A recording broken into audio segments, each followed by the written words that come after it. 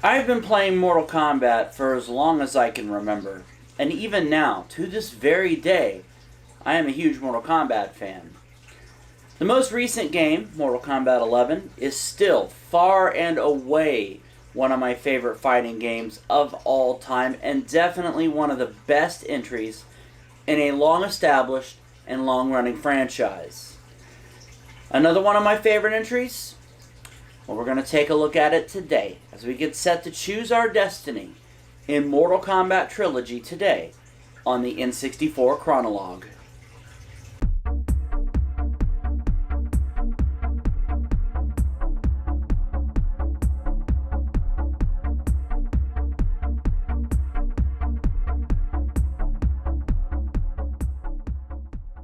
While Mortal Kombat Trilogy was released for the Nintendo 64 in November of 1996, PlayStation 1 owners saw the game a month earlier.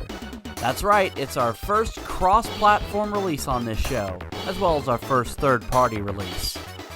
It's also our first release that wasn't looked too favorably on when it was released, as it was, in essence, yet another update to the franchise hit Mortal Kombat 3, which had come out 2 years prior.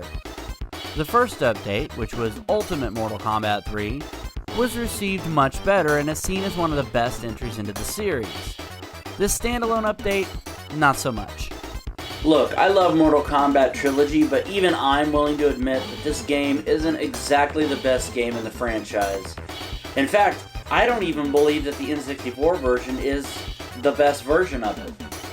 Yeah, believe it or not, I find the PS1 version of Trilogy to be superior, despite awkward load times, just because the character roster is more fleshed out.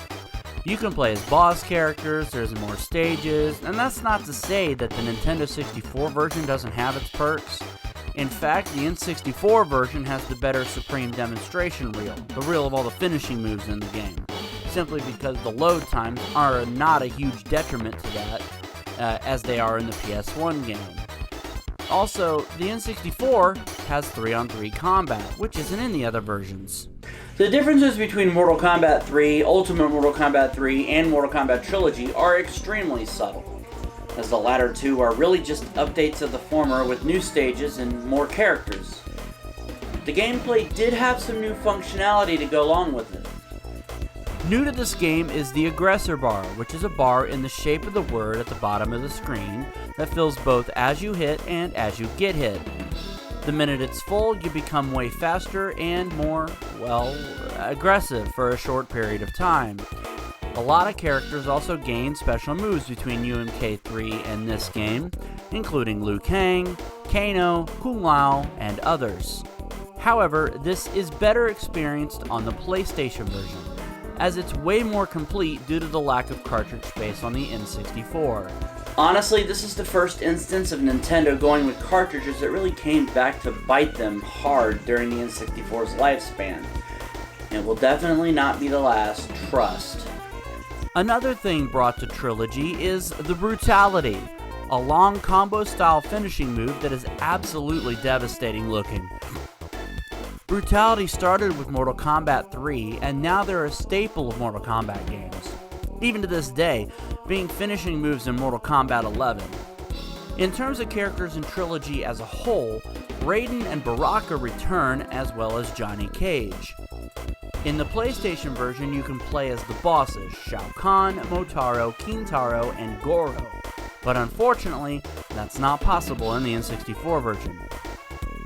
However, the N64 version does have an exclusive character, Chameleon, a female ninja who switches between Katana, Melina, and Jade.